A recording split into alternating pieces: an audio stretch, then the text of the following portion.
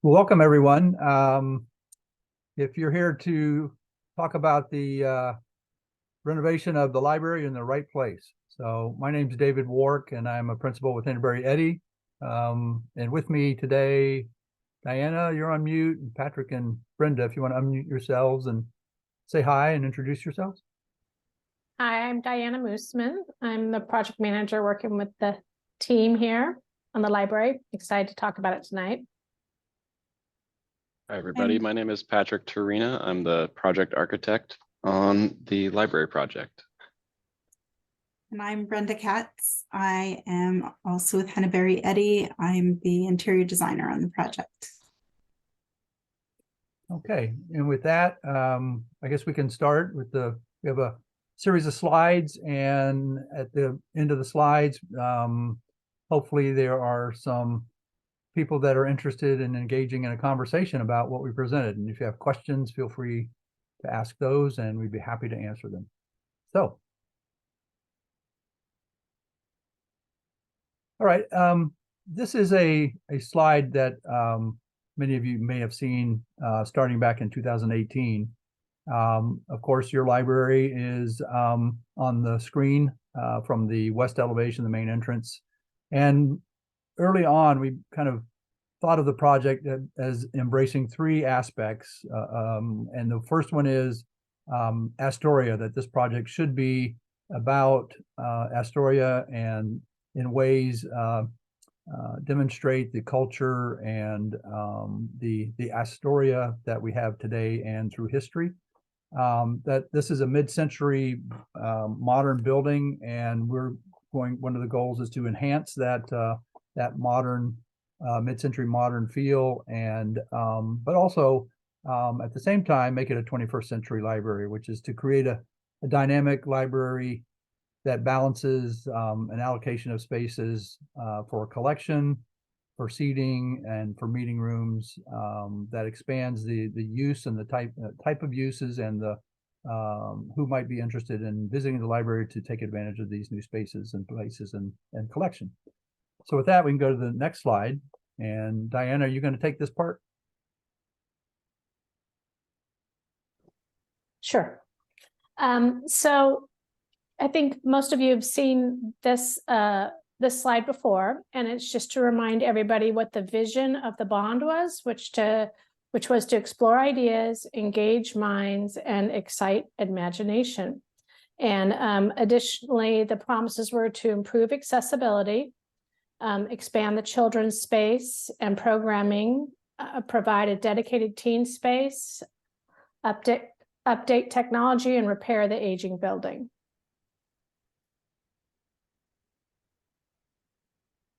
Oh, let's all of a sudden it's not. There we go. Additionally, some of the project goals.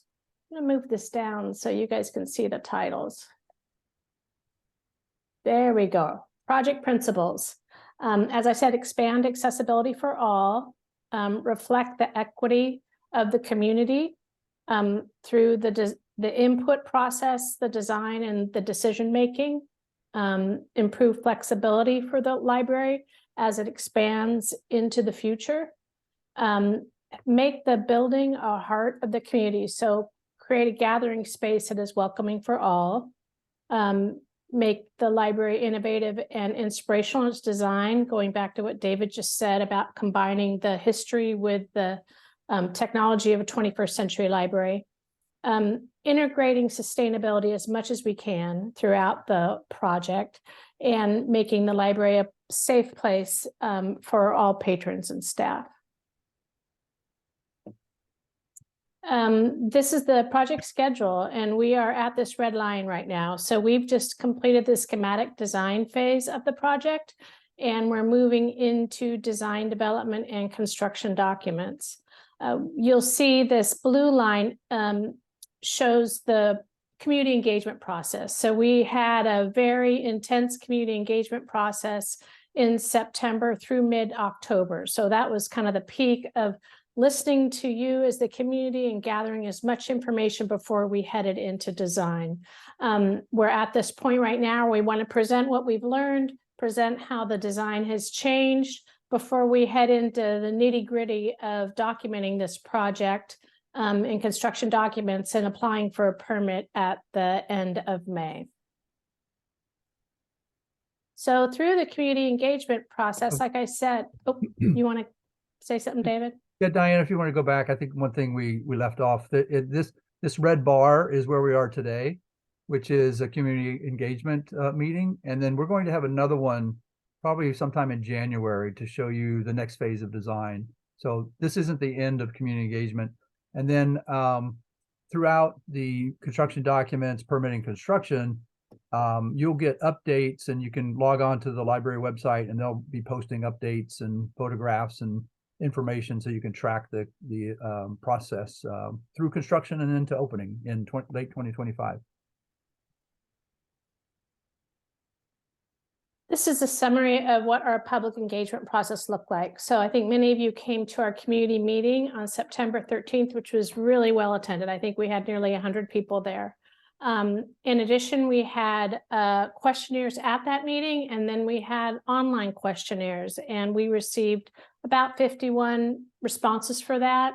And then additionally, concurrently, we were holding focus group meetings. So we held group meetings with the teens and the seniors when we were in Astoria on the 13th. And then we held 4 more meetings with advocates for the homeless, family with children, staff, and archives, and John, the city historian. So this was a lot of information. It was a great process for us as architects. We love starting by listening first. So this was a really valuable way to start the project. And this is where we are right now. So we're presenting the culmination of those findings and the evolution of the design before we present to City Council on December 4th. So this is a word cloud, and from the questionnaire responses, we took all of your responses to these 2 questions, which were interesting. There were a lot of other questions on the questionnaire, but these were about character and spirit of Astoria. So when we asked, how would you describe the spirit or character of Astoria, these are the words that came up, with the largest words coming up the most often. So this was nice to see: historic, maritime, hardworking, resilient. A lot of these are great inspiration for us in the design. So that was the responses to that question. And the next question was, what images of culture and nature come to mind when you think of Astoria? So fishing, river, waters, native communities. Again, back to just sort of the water and the wood is what we've come to from all of this. David, do you want to talk about these images in relation to that? Sure. Yeah. So after hearing about the character and a lot of it is very present today. There's a long history of, we distilled it down to kind of 2 things: the cultures and the water and wood, basically the river, mouth of the river, the Columbia, rain, of course, and then wood in terms of the forests surrounding the entire region here. So we just kind of put some imagery that kind of captivated our minds in terms of the fish nets that are integral to that industry, the long ships with their tall masts that are timbers that have been from here even, or from America at least, but that vertical element, and then these kind of ghostly pier remnants that are kind of defining the waterfront of Astoria, and then of course the current kind of fishing fleet, and then just the kind of layout of the town in the upper right, and then the next one is really kind of about the wooded area and so the vertical nature of the forests that surround here, and then the timber industry that's been ever present since for over a century, and then kind of Native American indigenous peoples and their contributions to the culture here, and then just sort of a carry that nautical theme. Maybe this should have been with the last one, but this idea of knots. And so these are just some of the things that are kind of milling around in our heads right now as we enter design. We won't see any of these things tonight in the design. That next presentation in January will be more about kind of the design details. Tonight, what we're going to share is kind of the organization of the library, and the major spaces and the support spaces that are in this new plan. And so let's move on to the next slide, Diana. And you can go through that. And so I guess one of the things we, if I could give just an intro here, that we heard in the public meetings was that the desire to have a robust collection that is browsable and allows for that. What we've all probably experienced is that kind of serendipity when you discover a book that you didn't know existed. It's next to the one you were looking for, or a couple down, and you kind of go, oh, well, what is this? And so there's that part of discovery that increases in terms of having more collection available. So the difference between the study from 2018 and today is that's one of the major changes, is that there's access to a little bit increase in the collection that you have now. So Diana will walk you through that. Yeah, so this is a summary of what we call the program. And a program is a list of all the spaces that the library will have. And we don't want to bring you through this 3-page document that lists everything, but these are the highlights. And regarding the collection, so we've got a summary of what you have now and what the proposed design includes. So you can see with these collection numbers that the children's collection, the adult collection, and the total collection are nearly the same. So the goal is to keep the same number of collection items that you have now, and with opportunity for even increasing the children's collection. Some of the assumptions when we actually count books on shelves, and some of the assumptions that we've made are compared to industry standard, but also just comparing what you have now. So this is the number of books per lineal foot that you have now on your shelves. So the existing is 11 books per foot for adult, 21 books per foot for children. And the proposed, we've been a little bit more conservative in that. Well, with the adults, the same, 11 books per foot, and the children are a few less books per foot, just to allow that collection to expand a little bit. Another metric when looking at collection is how many books are checked out at one time. So these numbers up here are your total collection. That's all the books that you have, or all the items you have. And an average library will often assume 15% of the books are checked out at one time. Currently, you have about 10% of the books checked out at one time, and we're just made our assumptions on the 10%. So that's a number that could change when you open, because oftentimes there's enthusiasm for people coming to the library and checking out more books, but we want to be conservative. Additionally, one of the major changes in the new library is meeting rooms. So creating this community hub that we talked about earlier. So the existing flag room is your main meeting room right now. You're all in it. And these are the meeting rooms that will be accommodated in the new library. So a larger community room that will be at least the size of the flag room, if not a little larger. A Storiana meeting room, a teen meeting room, and then a medium flex meeting room, and 2 small study rooms. So you can see there's going to be lots of opportunity for collaboration and interaction in the new plan. And with that, I think we'll walk you through the plans. Okay. Excuse me. All right. So this is a floor plan that is also with the site plan itself. So just to orient you, 10th Street is on the bottom. Duane Street is to the left, which is north. So to the left is north.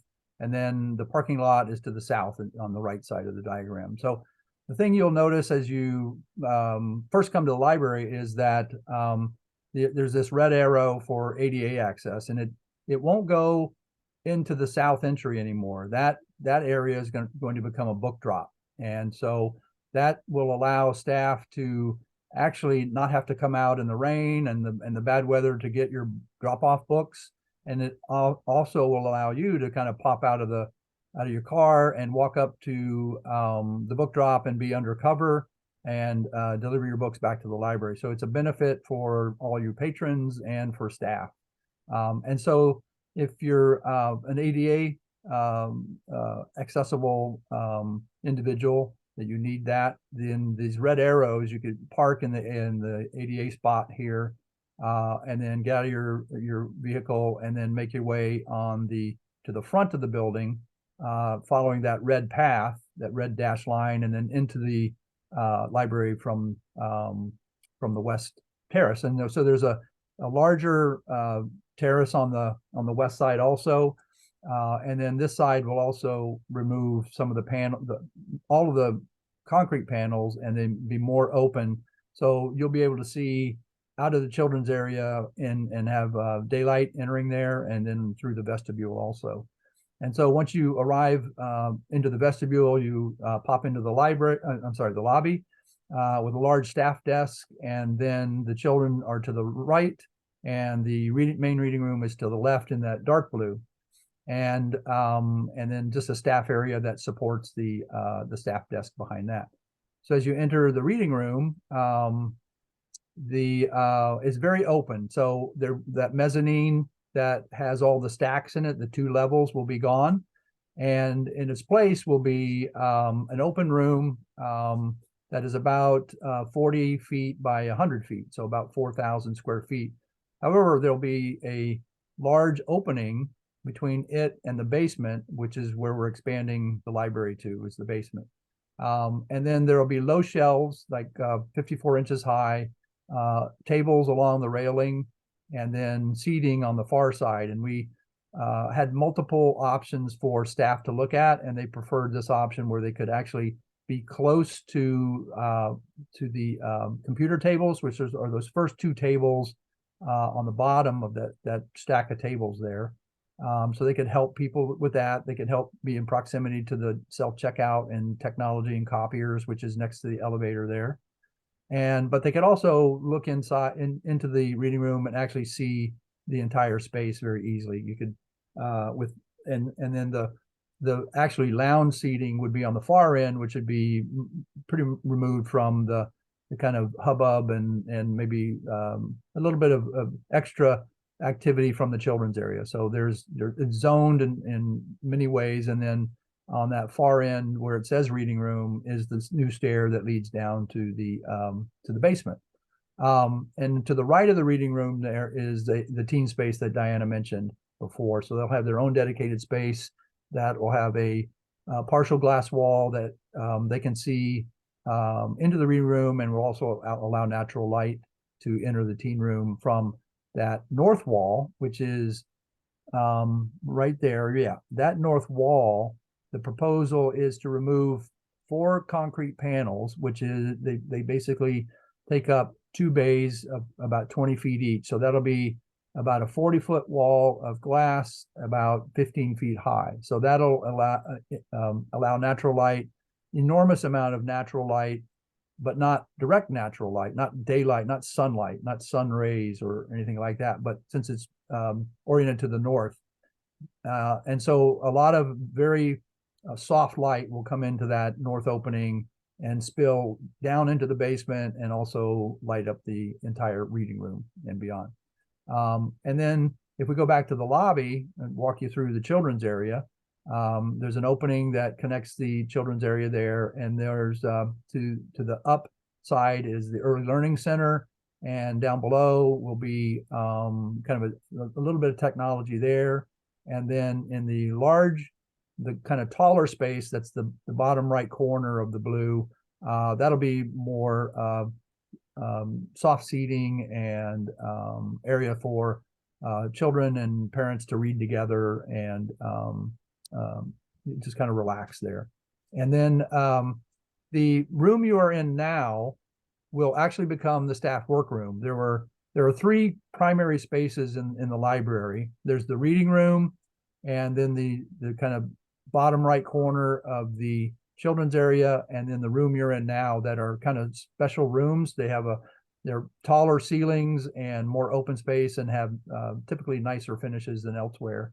And so we didn't want to divide this room up and chop it into pieces when it is such a complete room as it is. And we started the conversation tonight by stating the one goal, which is to enhance the existing kind of mid-century modern aspects of the library. And these three spaces define that. And so that's one of the reasons we've kept those three intact. And then the final kind of number of spaces are kind of support spaces, restrooms, and break room for staff and things like that. So with that, we can kind of move down into the basement level. And as you come down the stairs, you arrive at a gallery space, and that left side of the room there. And that's a wall that would be about, again, that 40 feet long, that is the same length as the glass wall above. And it will be about 14 feet tall, something like that. So it's a very large wall that will be available for exhibits and displays throughout the year, with some, and then surrounding that is to the top is one of the media meeting rooms that Diana mentioned, and then to the bottom are the two smaller study rooms, and then the Astoria collection, kind of rounding out that area.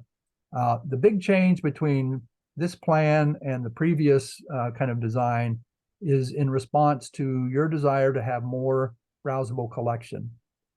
And so you'll see these kind of long white rectangles.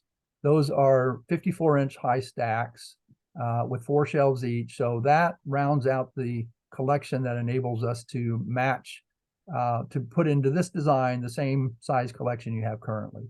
And so then to the right of that is the new community room, which you can kind of see is can take on about 48 people seated, with ample room to move around, a small little kind of kitchenette in a niche to the top of that, and then a large storage room so that if you just want to hang out there and not have tables and chairs, there's a spot to put those. So unlike the situation that's in the back of the room now, where Suzanne has to just kind of leave all the tables and chairs out, you'll be able to put those in storage and have one large room to do any number of various activities and programs. And then the orangish color is the archives and storage, which there is a lot of that. And this area accommodates all of that. And then kind of back of house spaces in the light gray, as you can see there, and then a couple of restrooms on that top side.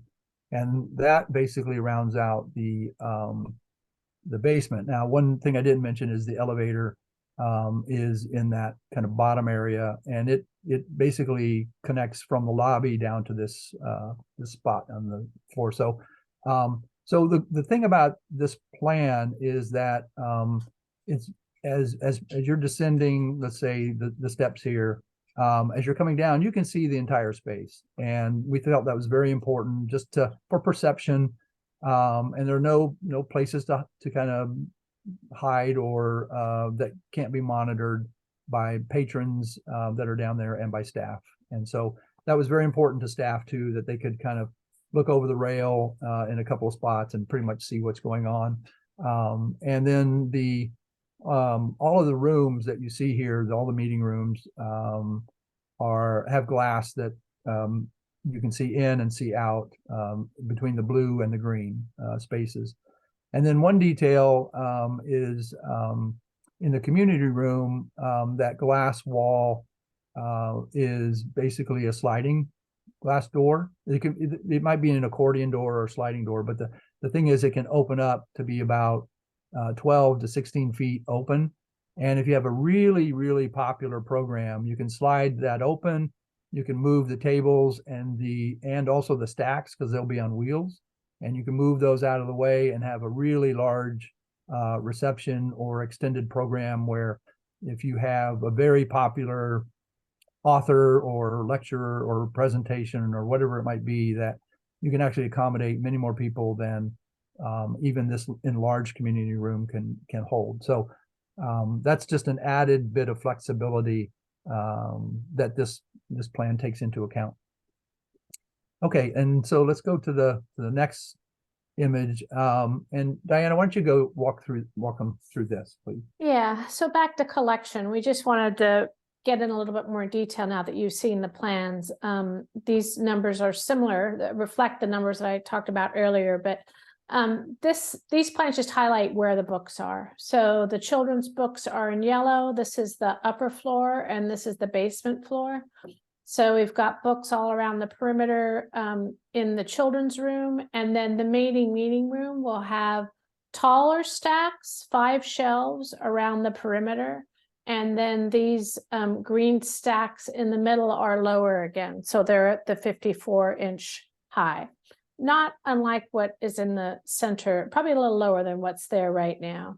So with all those books, we wanted to, again, assure folks that the total collection is accommodated minus the 10% checked out. So this number, the 22,600 books, are all the books that are on the shelves.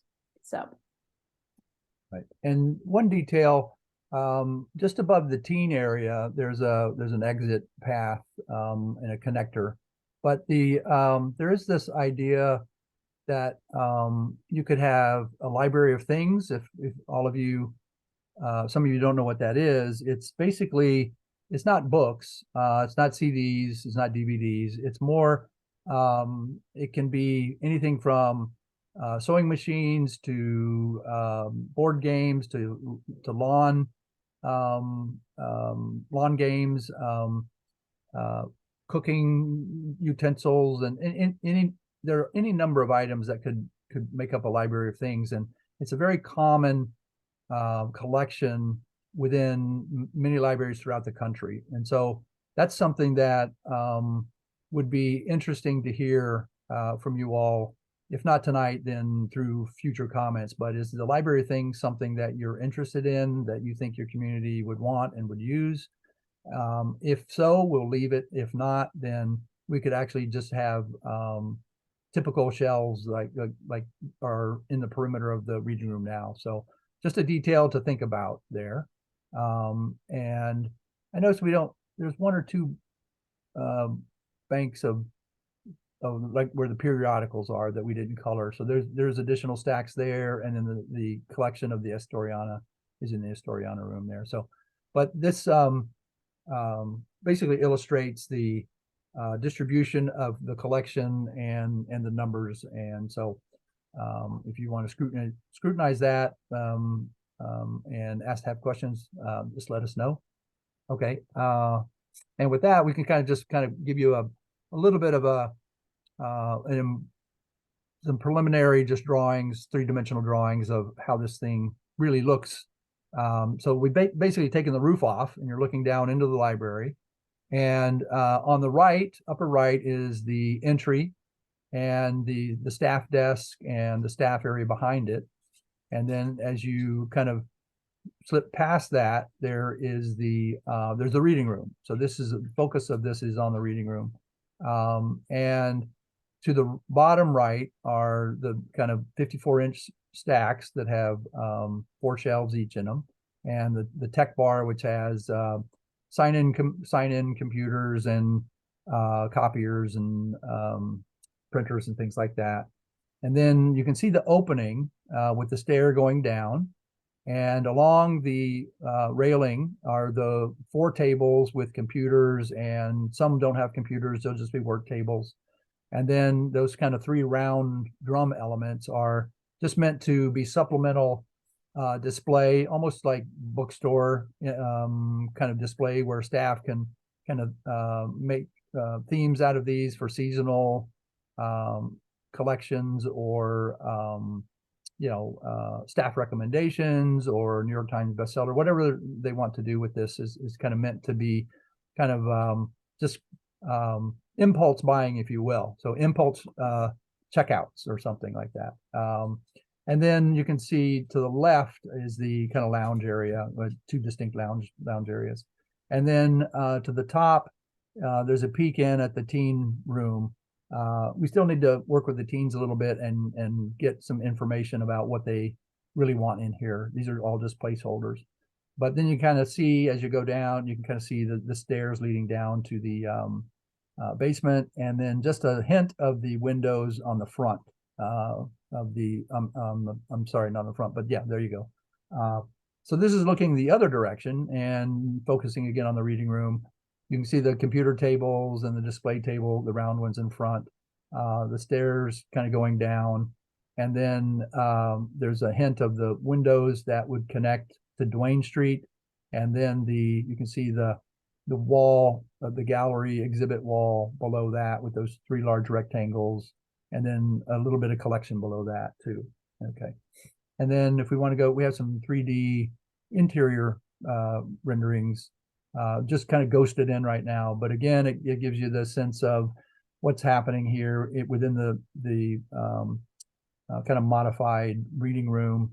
The large expanse of windows on the right, the opening in the floor, and then the railing that goes around that. And then put yourself in this, you can actually see everyone that's in the room at this time. And that, again, that kind of ability to just kind of perceive your space and who's in it and where they are from a staff standpoint and from a patron standpoint was very important in the programming.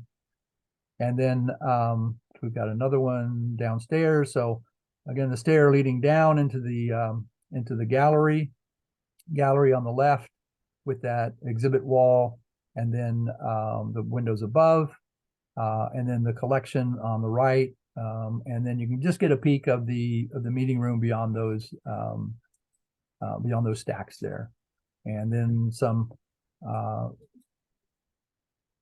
a couple. See on the right, there's a couple of tables to work at, and then beyond the stair, there's a grouping of furniture, lounge furniture. So these are all at this moment just placeholders, but they give you a good indication of where we're headed with the design. And with that, are we one more? Oh yeah, the outside ones. Yeah. So these are have pretty much remained consistent from the study to the pre-bond renderings to today. The idea of 2 changes to the exterior. One along Duane Street, which is just really from an urban standpoint, connecting the passersby out in the sidewalk to what's going on inside, and then also connecting in the interior people inside with what's happening outside, and of course natural light. One of the most consistent aspects of the feedback we got throughout this entire process was light, more light, more light. And so we've heard you loud and clear on that. And so this is where we're headed with that. And then on the entry side, the 10th Avenue side, this kind of between these corners. So this is really reveals the what I talk about in terms of the 3 major spaces. On to your the closest corner here is the tall room in the children's area, and then on the far side is the tall area of the reading room. So in between that is this lower space and lower roof, and we're connecting these 2 very solid forms with this glass clad form, and gives you a lot more opening and an invitation to come in to the library, more natural light to the children's area, and just actually more transparency and more connectivity between the library and the street and the sidewalk. So, and then I think You want to talk about the book drop sure. over here? Yeah, so the area on the right, that's the existing south entrance from the parking lot. So that is not going to be there anymore. People will enter from the front of that little, what looks like an incline there is in fact pretty flat, but that corner closest to us in this drawing is where somebody who needs a ramp or an on-grade entry that can't navigate the steps, they would come up that area and then to the terrace and then into the library. So what happens with the south entry, it gets converted to that book drop. And so as you come up to the library to return your books, you don't have to do it in the parking lot anymore. You come up under the existing kind of concrete canopy that's there, so you'll be dry and be well lit, and it'll be a much better experience for you all and for staff. And so I think with that, is that our last slide, Diana? That is, yeah. Okay. Well, that's all we have to show, but we can revisit anything you'd like, and would like to open it up to questions and comments and feedback. So, Suzanne, if you want So, to, yeah, okay, check this out. So David, can you hear me well using Yeah, the microphone? I can hear you. Yeah. Yes, David. I'm a member of the Astoria Library Friends Association, and we are the owners of the present all-encompassing copying machine. That is our cash cow, with which we fund a lot of the children's programming and some of the adult education programming here at the library, year after year after year. Has that, we plan to keep that because we paid a lot of money for it to start with. Has that been worked into the plan? You talked a little bit about a copying area next to the computer area. Is that, have you reserved a space for that? It's a fairly big. Oh yeah, we've got a very large area for that. You can kind of see, yeah, it's basically a 12-foot double-sided tech bar. And so there's plenty of room for a very large copier.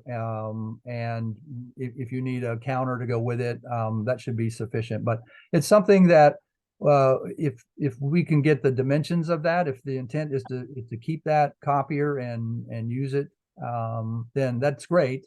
I guess if it's there, we can just get the dimensions ourselves. So yes, it's in the plan for sure.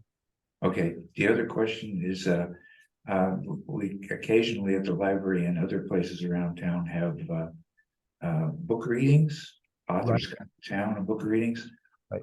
Where in the facility can we focus on having book readings? What's the? Right, so you're in a room now that you use for that, right? Yes.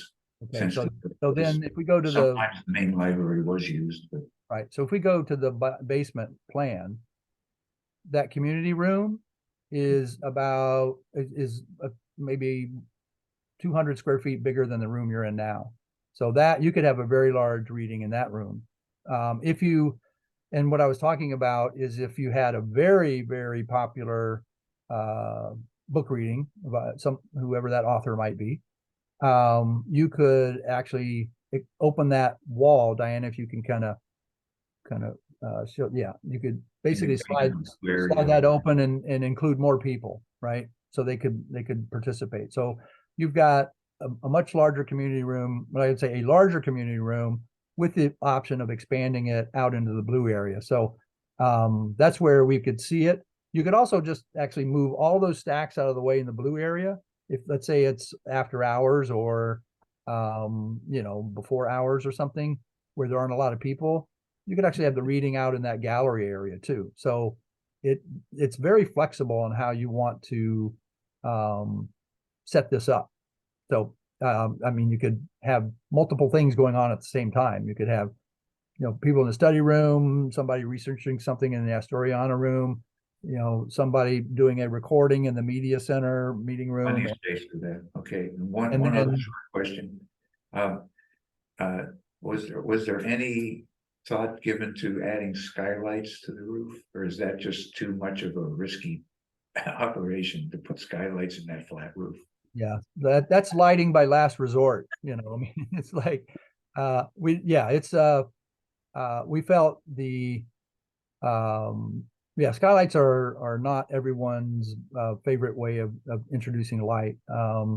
So we left that intact, and then decided that this was going to be more than enough natural light to kind of change the whole character of the reading room and without actually having a high risk of leaks from roofs or direct sunlight coming in.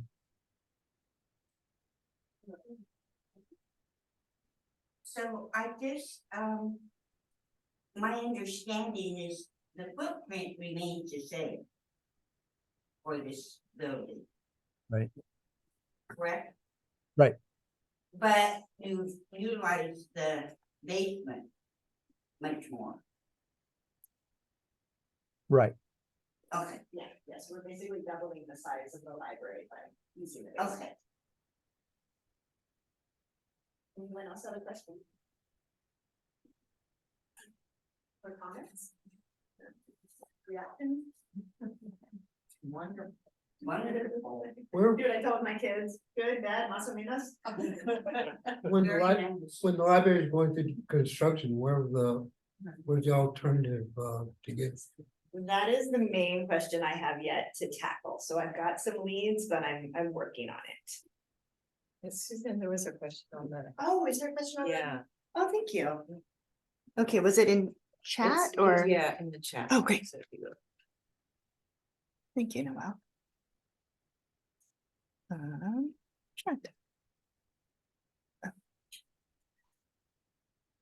Oh, yeah, so, David, Nancy Ferber asked, besides matching the current collection size, what other changes did the team make from the 2017 design to this design based on feedback? Let's see, what did we change? Well, we enlarged the teen area. If we go upstairs, let's look at that. We enlarged the teen area. And we, like we said, we increased the collection size. And I think we actually needed to plug in some back of house things that, and we moved the break room up here. And then what we did in the children's is very subtle, but it's wider in that where it says children than it was before. It was much narrower and longer. So, but I think the square footage is about the same. It might have grown a little bit. We basically took out, there was the director's office where the staff is now, and another small meeting room. And we pushed that meeting room downstairs and then moved Suzanne back with staff. And so there will be visual connections between that office and staff out to the lobby. So that's the change there. And I think downstairs, let's see, what did we do there? Well, one thing it's very subtle, but it is different, is the we had to flip the stair because for code issues.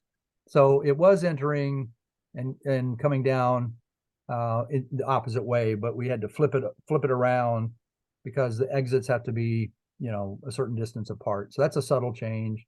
But other than that, well, the community room shifted around too. It used to be more kind of, it's deeper into the building, and the archives wrap all the way around it. And I think it's about the same size though. Yeah. So subtle differences there. We moved Astoria moved- onto this yeah. side too, so it has Yeah. more direct access to the archive storage. Right. And we wanted as you're coming down the stairs to kind of see the Astoriana room as one of the first things, because it'll have its collection inside there. So we flipped the restrooms to the other side for cost savings, and kind of did some little things with added a janitor's room, so back of house things like that. But those are kind of the big shift was upstairs in the middle, and then swapping the community room for collection.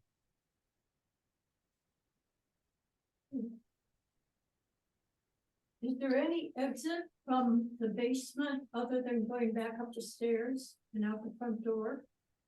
Are there any other exits besides the main exit? Oh, sure. Yeah, so you see at the top of this diagram here, there's got a bunch of lines there. That's an emergency stair. So it's once you come out of the blue and go into that hallway, you're in, and then into that stair, and then if you go up to the upstairs, that stair leads up, and then there's a direct exit all the way out, outside. And so there, and then the other exit path is to come up the stair that's in the floor opening, and then out.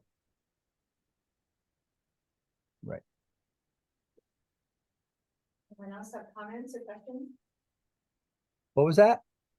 Oh, sorry. I was asking the group if there were any more comments or questions, or Oh. anyone online who wants to put a question in chat, or, oh, here's Nancy. Let's see, are there any design elements for the west entrance on 10th Street to continue supporting great outdoor programming like 10th Street stage music?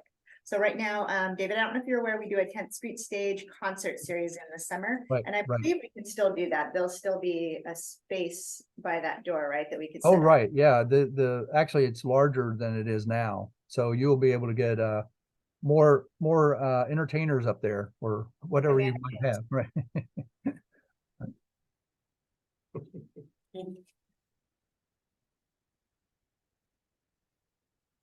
Nancy, did we answer your questions adequately?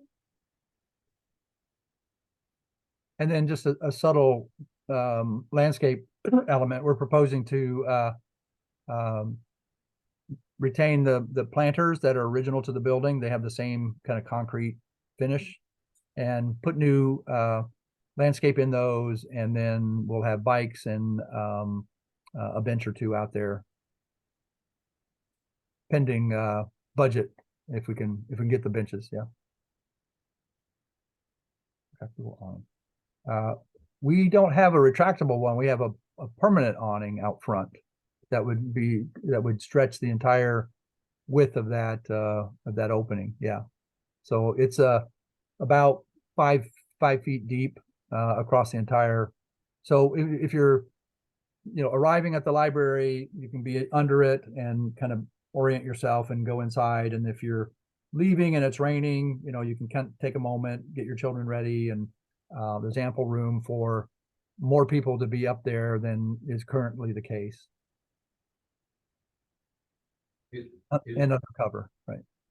Is there anything precluding us from putting an electric vehicle charging station in the parking lot? Just budget. Yeah, money. No, nothing prohibiting it.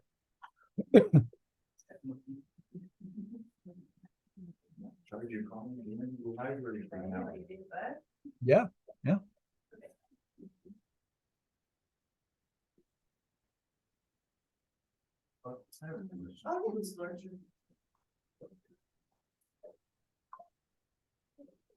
So that west facing canopy by the entrance is 5 feet deep.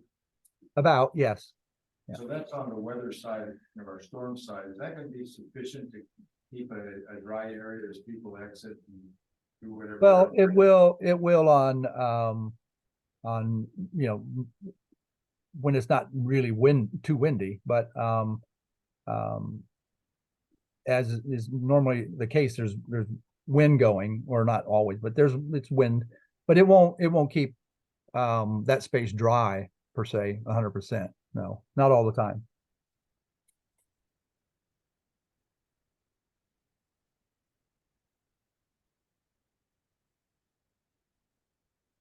Right, is that all the questions? Appreciate everybody's time and coming out, and David and Diane, thank you for the presentation. Thank you. Yeah. Great. Is there a bunch of thumbs up here, or what? Oh yeah, let's get a thumbs up. Thumbs Okay, down. there you go. All right, good. Yeah. All right. Well, as we said,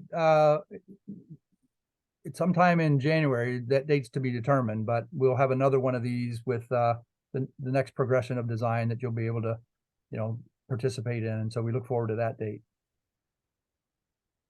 Yeah, and so, and I'll continue putting updates on the website, that little button that says renovation. So once we have a meeting scheduled, I'll put the information there, and once it gets really exciting and there's things actually happening, there'll be photos and updates on that page.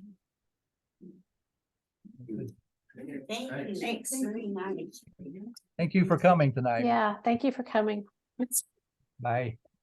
Thanks, everyone. Thank Nice to you. see you again. I think my microphone turned off, that's why it wasn't so much.